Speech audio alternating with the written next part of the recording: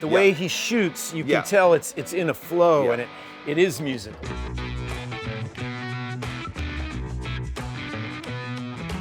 You get to know Sterling for 5 minutes and he's talking to you about music. I did this guest spot on Reservation Dogs. And the first night we went to hear somebody in this dive club down the street and the guy was amazed. There were 4 people in the audience and Sterling was in the front row.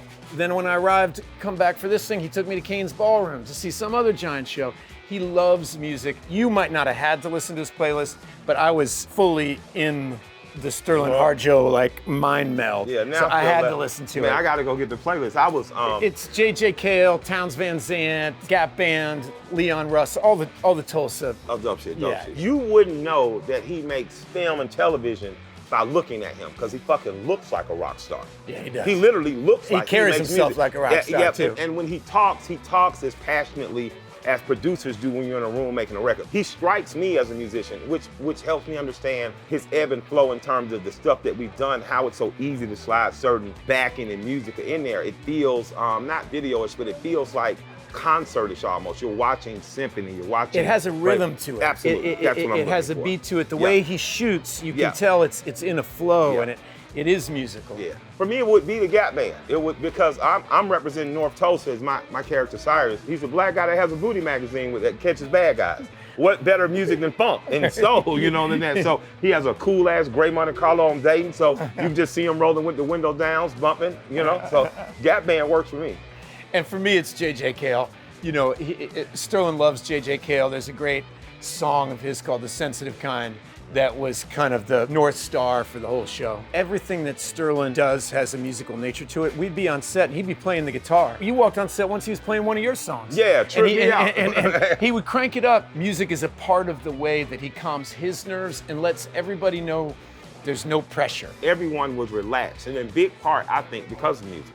Because music does that. It takes you up, it takes you down, it relaxes you, and he does a masterful job. I never thought of that, but he really does control the set in a really cool way by soundtrack. It sets a mood, and when he's playing a certain song on set, he's kind of letting you know the mood the characters are in. There's a scene where Keith David is walking Kyle MacLachlan into your office, and the whole place is partying, and the music and the show are one thing, because poor Donald has to face his demons. Zeppelin 1, I just got it today. I have a bio and a non-bio father, and they both listen to rock music. And my non-bio father gave me Zeppelin 1 to listen to, and it was the blues lyrics like I had heard from my grandparents, because I grew up with my grandparents, but the deep mourning and yearning from the rock, Dazed and Confused. Oh man, it still gives me goosebumps to this day. And when I met the guys from Zeppelin, I fucking literally ran them down at an award show. Like, I'm sorry guys, I gotta get a picture, you know what I mean? So the music I'd want my kids to play at my funeral, somebody would have to put on Willie Nelson's The Red-Headed Stranger.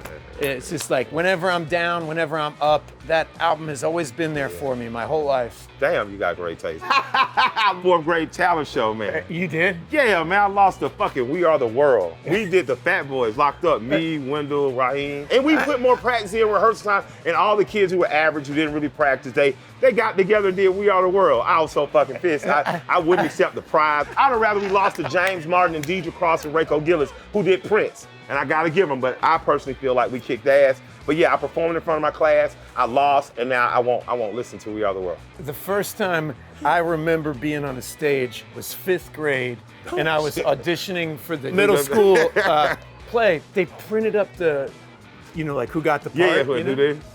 No. I couldn't believe it. I read the thing over and over again, and I left school. That's I left how school because I wasn't good at anything, but I knew I was going to be good at that. That's all I'm saying. And how could I not be seen? And I went back to my room, and I sat there. I looked at my maker, and I was like, "What is going on? Be patient." Be patient. I learned that too.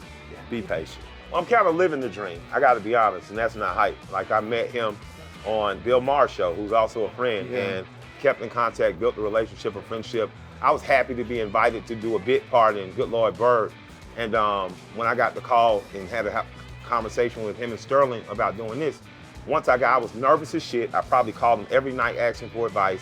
He really helped me understand that simply you're being truthful to get a story across more than living your ego, whoever you are and what you think, just be a part of it and let yourself be used. So I'm living the dream right now. One lifetime is not enough. I mean, when I first saw Reservation Dogs, I was like, what is this? It was art. Art. Yeah. Exactly. Yeah. Exactly. And I wanted to work with that guy. So I'm living the dream too. My mom's only 16 years older than me. So when I came to her and said, I want to go to the Fresh Fest, she was like, bet, you're going to fucking Fresh Fest. And she dropped me and my cousin off on the corner and said, if your ass is not back here after the concert, I'm going to kill you. And we got a chance to go in the Fresh Fest by ourselves with our tickets. I remember we had the nosebleed seats. We're standing up there. We're watching kids coming in big gold chains, Fila suits and shit. We're watching fights break out with big cell phones. And we're 10. We're like, God, this is crazy. We knew we were going to go back and tell everybody. The first time I remember like being at a concert that was transcendent Yeah. was Jimmy Cliff. Oh, wow. I felt the room levitate. Yeah. And I've actually only seen a show like that 2 or 3 times in my life. Yeah, the best shows feel like spiritual experiences, almost like, for lack of a better word, define church. It's hard to say because I feel like music saved my life at a young age. Everything is music to me. Like when we talk about making the show, even when we were in the actual making of it, there's a musicality to the way that Sterling moves the camera, and if you can be in relationship to that music and you can find that frequency, for me it hasn't really changed much, it's just deepened. My awareness of how it works has evolved. My wife and kids have all said to me that we know you're in love with music.